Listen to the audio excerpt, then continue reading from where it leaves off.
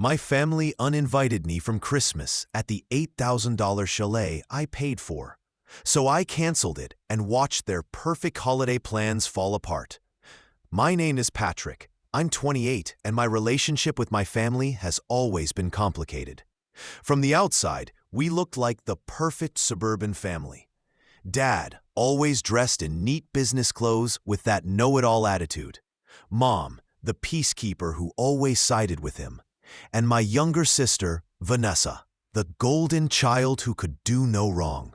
She could burn the house down and still be called spirited instead of reckless. Then there was me, the quiet one, who worked hard, kept to himself, and somehow still never fit in. For as long as I can remember, Christmas was their main event. Every year played out the same. Vanessa got all the attention. Dad gave speeches about family values, and Mom kept herself busy making everything look perfect while ignoring the snide remarks aimed at me. I learned to handle their passive-aggressive comparisons, and little reminders that I'd never belong the way Vanessa did. But last year, things were starting to change. I had a good job, a stable income, and for once, I wanted to contribute, to actually feel included in the holiday. That's when I found the chalet. It was a beautiful cabin-style place up in the Highlands. Snow everywhere, a wood-burning fireplace, and big windows facing the slopes. The kind of place you see on postcards. I spent weeks searching, calculating the cost, and finally booked it. $8,000 gone in a moment, but I thought it was worth it if it meant being part of the family for once. I even texted Dad the hotel confirmation, thinking he'd be proud or at least appreciative. He just said, "Good. That's the least you could do." No thank you, no recognition. I brushed it off. That was just Dad. He never gave me credit. As December neared, things started to feel off. Vanessa began calling it her chalet trip, as if she planned it. She even posted online, "Can't wait for our family Christmas at the chalet Dad rented." I wasn't even mentioned. When I asked her about it, she just smiled and said, "Relax, Patrick. No one cares who booked it. It's all Dad's idea anyway." That should have been my first warning. But I still wanted to believe this year would be different, that maybe they'd finally see my effort and appreciate it. Everything came to a head one regular Wednesday night in early December. I stopped by my parents' place after work to drop off some decorations I'd bought for the trip. They were in the living room, drinking wine, while Vanessa talked about what outfits to bring. I started mentioning the supplies I'd bought, when Dad cut me off.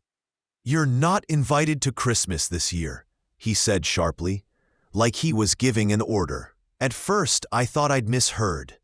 "What?" I asked. "You heard me," he said, swirling his wine. "It's going to be a family-only Christmas. We don't need complications. You can do your own thing." I laughed under my breath, not out of humor, but disbelief. "It's just family? I'm your son." Vanessa smirked from the couch. "Dad just means it'll be less stressful without you. Don't make a scene, Patrick." And Mom, always neutral, just gave me that pitying look and said softly, "Maybe it's for the best, dear. We just want peace this year." It's hard to describe how that felt. Of course, it hurt. It felt like betrayal. But more than that, it was clarity. I suddenly saw them exactly as they were. For years, I'd been chasing their approval, trying to fit in, and in that one sentence, Dad showed me I never had. I didn't argue. I didn't beg. I just set the decorations down and said, "Fine." They probably thought I'd go home and sulk. But as I walked out, all I could think about was the chalet reservation sitting in my inbox, booked in my name, paid with my card. That night, I logged into my account, reversed the money transfers I'd sent to Dad, and got all $8,000 back. Then, with one click, I canceled the chalet booking. There was no penalty. It was still early. The reservation was under Dad's name on paper, but since I'd paid, the refund went straight to me. I didn't tell them. I just went to bed calm, knowing what was coming. By morning, my phone was lighting up. 31 missed calls, 12 voicemails, and one short message from Dad. Call me back, now. I didn't. I sat there drinking coffee and listened to his voicemails. First, confusion. Patrick, there's a mistake. The chalet isn't showing up on my account. Call them and fix it. Then, irritation. This isn't funny. If you're pulling some stunt, fix it immediately. Finally, anger. You think this makes you smart? You've embarrassed me. Fix this now. He wasn't upset about excluding me. He was embarrassed. His image mattered more than anything. His friends and extended family would find out the trip was off, and that was unforgivable in his eyes. By noon, Vanessa started texting too. Are you seriously doing this? You promised we'd have Christmas at the chalet. Everyone knows about it, Patrick. Do you even care how this makes me look? I didn't reply. Silence said everything. That evening, Mom showed up at my apartment with a casserole, her usual peace offering. She still had a spare key, apparently. Patrick, she said in her soft, sweet tone, I think we got off on the wrong foot last night. Your father didn't mean what he said. You're always welcome, but only if you can fix the chalet situation. His reputation's on the line, and people are counting on this trip. The manipulation was obvious. It wasn't about including me. It was about fixing their problem. And if I don't? I asked. She sighed, setting the casserole down. Then you'll make things very difficult for the family. Do you really want to ruin Christmas for your sister? That was familiar. The same pattern as always. My sacrifice, Vanessa's comfort. I just said, thanks for the casserole, and showed her to the door.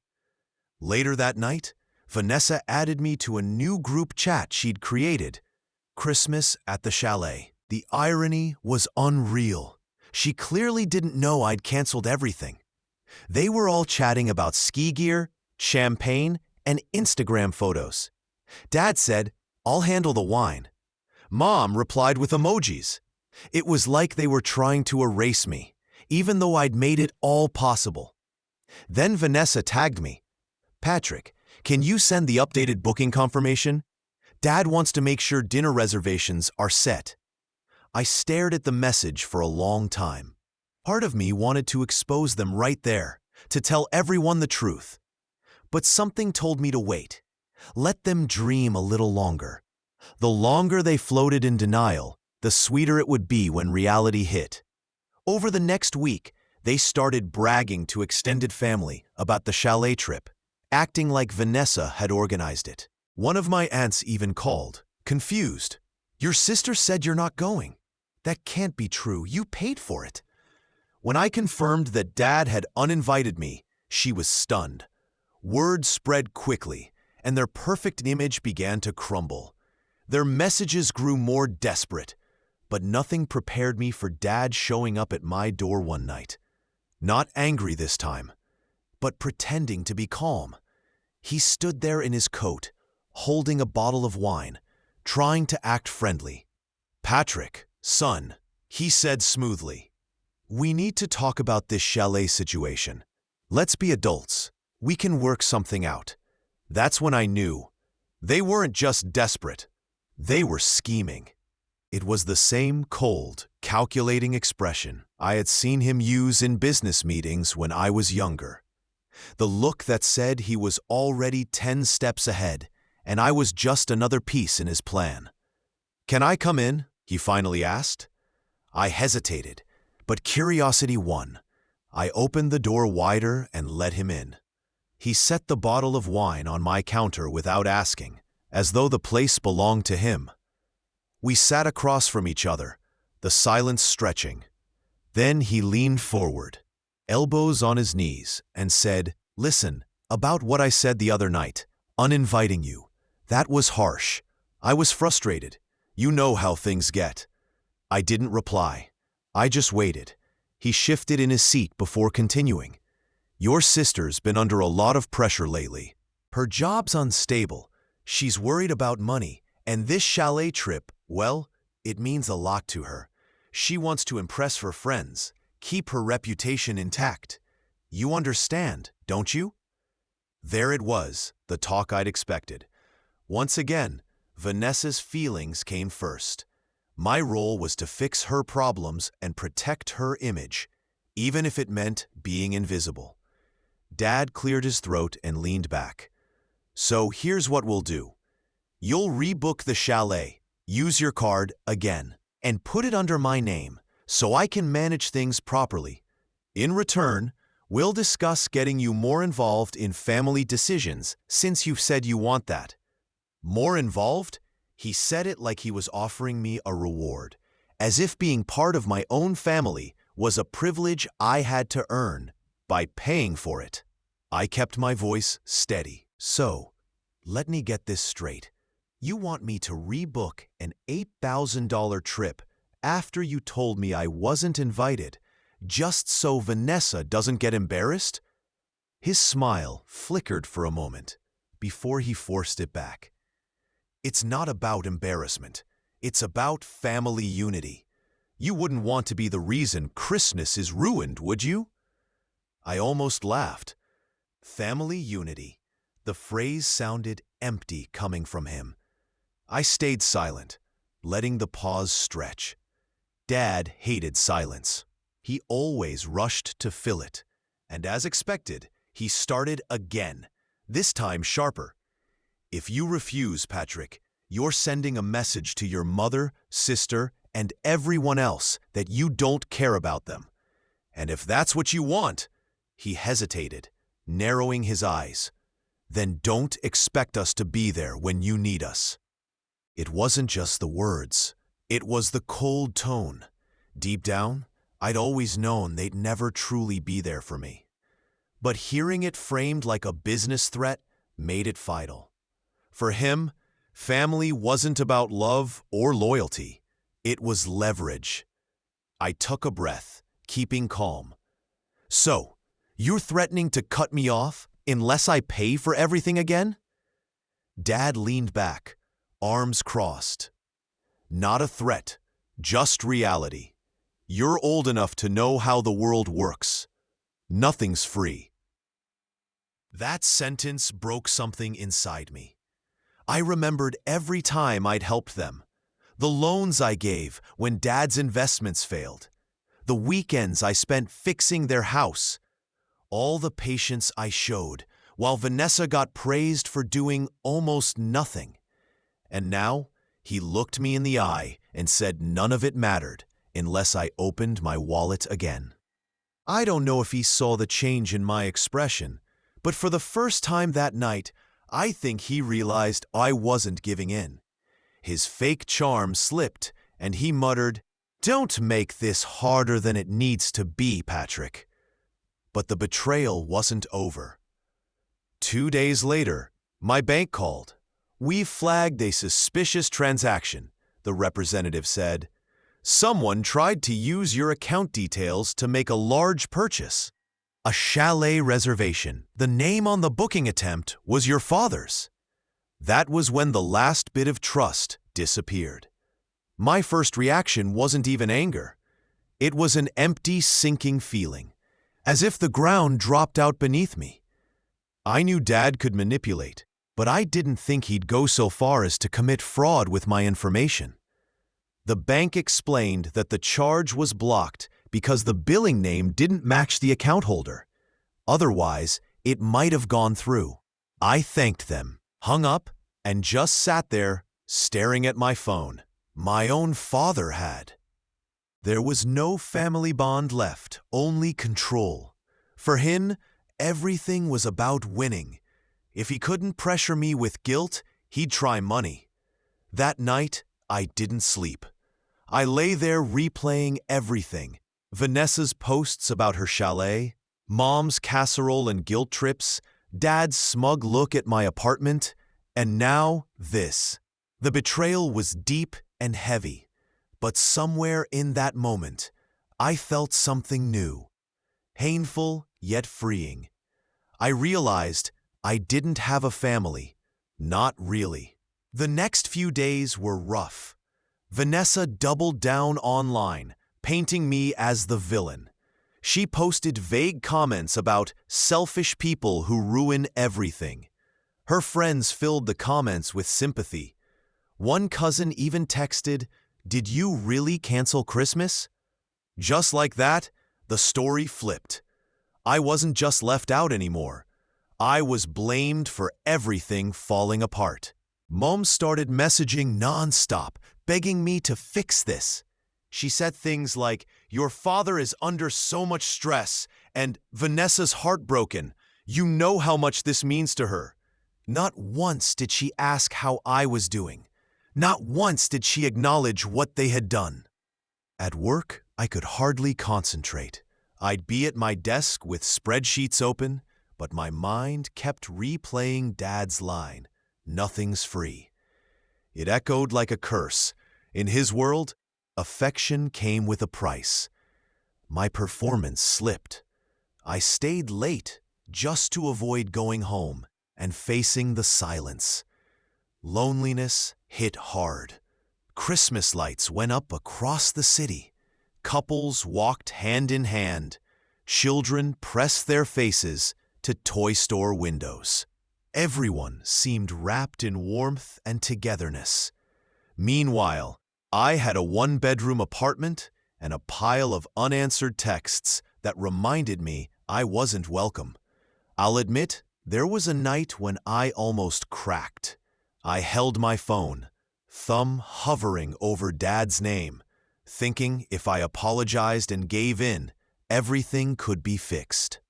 Then I remembered the bank call, the attempted fraud, and that hollow in my chest, and something shifted. Resolve set in. That was the turning point. I began small. I collected documents, the emails proving the chalet was booked in my name, the cancellation refund, the bank's fraud alert. I backed up Vanessa's posts, her texts demanding I fix things, and Dad's angry voicemail. For the first time, I stopped reacting emotionally and began thinking strategically, like a chess game. Every move they made, I countered. I didn't tell them a thing. Outwardly, I stayed calm, not answering calls, ignoring guilty texts, letting them think I was sulking. Inside, I was building something they wouldn't expect. But they pushed me lower. About a week before Christmas, I found an envelope nailed to my door. It was typed, formal, signed by Dad. It said I would no longer be welcome at family events unless I learned to respect their sacrifices. Vanessa deserved the chalet because she'd shown loyalty. I'd caused friction and disgrace. The last line read, "Patrick, you're not needed in this family. Consider this a warning." I sat on the floor, reading the words until they blurred. That was rock bottom, a pain that settled deep in my chest. Yet even there, something changed. The boy who had bent himself to fit their expectations was gone. What remained was quieter, clearer, and deliberate. I wasn't going to beg for their affection anymore. I would make sure they understood what it felt like to lose the things they assumed they controlled. So I started cutting off the lifelines that had been draining me. For years, I'd covered small expenses. Transferring money when Vanessa overdrawn, helping pay bills after Dad's bad investments, chipping in for groceries and gas. It was habit born of guilt and the wish to belong. Not anymore. I changed my online banking passwords, deactivated Mom's emergency card, and redirected my mail to stop snooping. It was like shutting off a set of leaking taps. Then I turned inward at work. Instead of dragging my feet, I arrived early, took on projects I'd avoided, and pushed myself.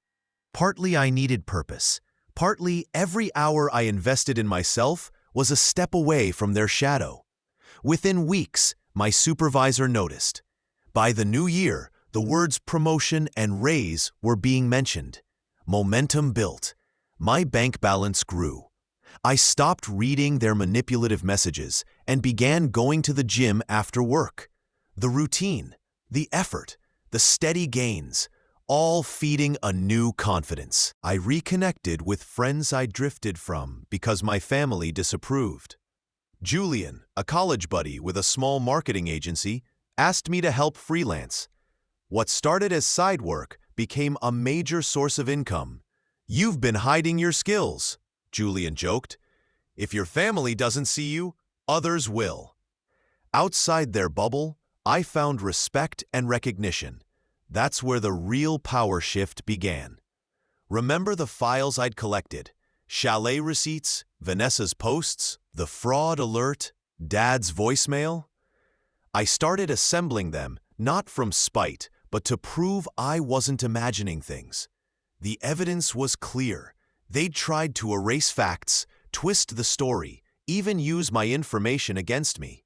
If I wanted to respond, it wouldn't be through shouting or scenes. It would be precise and patient, letting them dig their own pit. Meanwhile, life beyond them brightened. Julian connected me to new clients. I landed larger contracts, and my earnings rose.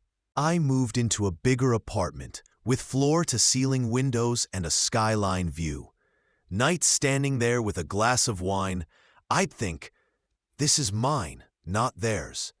It wasn't about flaunting wealth. It was about building something untouchable by them. They kept sending messages. Vanessa tried guilt. "You're ruining everything. Why do this to us?" Dad hinted at burning bridges. Mom played martyr. "I lie awake worried about you." Where those words used to cut, they barely scratched me now. I didn't respond. Silence became my sharpest tool because I knew something they didn't. Their hold on me was gone. I would let time and my own success do the rest. I'd let them grow comfortable in their illusions, so the reveal would be undeniable. Then one ordinary Tuesday changed everything. I was at Julian's office, helping prepare a presentation when I opened an email from my aunt, the one who'd earlier asked if the cancellation was true. The subject read, "Thought you should see this." Attached was a PDF, a scanned email chain between Dad and other relatives. My heart raced as I read. Dad had written that Vanessa would cover Christmas expenses and called me humiliated, saying we shouldn't mention it in front of him. Responsible one. Vanessa hadn't paid a cent. Dad was rewriting reality to make me look like a failure, implying I couldn't afford things and was beneath them. The email confirmed their plan, cut me out, and shaped the family story so I appeared weak, selfish, and disposable. Then a thought struck me. If they could spin stories, I'd make the truth loud, clear, and impossible to twist. The timing was right. My promotion had been approved, my freelance work was booming, and my savings were healthier than ever. I wasn't just surviving, I was strong, financially secure, professionally respected, socially connected. They couldn't touch that. That night, I sketched what I called the reveal. Step 1. Document everything. I created a folder with labeled files, Vanessa's social posts, bank statements showing I'd paid, the cancellation receipt, the fraud alert, and Dad's email chain. Every falsehood they told had a paper trail, and I had it. Step 2. Allies. My aunt had already sent the email and seemed open. I arranged to meet her for coffee, testing the waters gently. My aunt admitted she had always sensed my parents favored Vanessa, but never realized the extent of it. She said, Your father's pride is his weakness, and Vanessa will do anything that makes her look good. Her words stuck with me like pins on a map, marking patterns, flaws, and opportunities. Step 3. Position myself where they least expected. Instead of isolating, I began rejoining extended family events, birthdays, dinners, gatherings, anywhere except my parents' home. At first, there were whispers, awkward glances, uncertainty over whose story to believe. But I stayed calm, polite, and consistent. I didn't defend myself or mention the chalet. I just showed up. Steady job, new apartment, healthier, happier. Slowly, doubts began to surface. Vanessa's bragging didn't match what people saw in front of them. Meanwhile, I kept building. Through Julian, I met someone in event planning, and that connection sparked the idea for the final phase of my plan. If my parents used family gatherings to show off, I'd make sure the spotlight was on them when the truth came out. Because real power isn't about shouting the loudest, it's about patience. Quietly organizing facts, waiting until your opponents are convinced they've won, unaware the ground beneath them is giving way. By Christmas, my parents believed they'd succeeded. They stayed home, sulking. No chalet, no trip, blaming me for everything. Vanessa even posted photos at a ski resort, pretending it was the chalet, trying to save face online. To the world, they seemed fine. But I knew better, and I knew what was coming. This wasn't just about defending myself anymore. It was about showing everyone that the son they cast aside wasn't weak. He was the one holding all the cards. The perfect moment came naturally. My aunt called in late January to tell me about a large family celebration for my grandparents' anniversary. Everyone would be there. Relatives, family friends, even some of Dad's business associates. In other words, the exact audience my parents loved performing for. As soon as I hung up, I knew. This was it. I spent the next week organizing my evidence folder. Every receipt, screenshot, and voicemail was neatly labeled in a presentation file I could open on my laptop. The beauty of my plan was that I didn't need to accuse anyone. I just needed to show the facts, calmly, directly, and let their own actions speak. The night of the anniversary dinner, I arrived in the suit I'd bought with my promotion bonus, sharp and understated. I wasn't the struggling outsider they'd painted me as. I greeted people, smiled, accepted compliments. Then I noticed them. Dad stiffened when he saw me. Mom's smile faltered. Vanessa rolled her eyes. Their irritation fueled me more. Dinner passed with speeches and small talk, until Vanessa couldn't resist. Laughing loudly, she told a cousin, "It was such a mess because Patrick bailed on the chalet. Honestly, Dad and I had to save Christmas. Some people just can't handle responsibility." Her words were bait, and I took them. I set my glass down calmly. "That's interesting, Vanessa," I said evenly, "because from where I sit, it looked a little different." The table fell silent. Dad cut in, voice tight. "Let's not bring up family issues here. Tonight's about your grandparents." I smiled. "I agree. It's about family, which is exactly why everyone should hear the full story. Since you've already started it, Vanessa." I opened my laptop. I hadn't planned to make it theatrical, but sometimes the moment calls for it. My cousin helped me switch the projector from the slideshow of old photos to my screen. In seconds, the wall filled with evidence. First, the chalet booking confirmation, my name and payment clearly visible. Gasps rippled through the room. Next, the cancellation notice and refund details. Then, screenshots of Vanessa's posts bragging about her chalet, followed by Dad's email claiming she paid for everything. Finally, the flagged fraud alert from the bank, with his name attached. I didn't raise my voice or dramatize. I just said, this is what happened. I paid for the chalet, they told me I wasn't invited. And when I canceled it, they tried using my account information without permission. The silence was heavy. Forks stopped moving. Faces froze. Vanessa stammered something about me twisting the story, but the proof was undeniable. Murmurs began.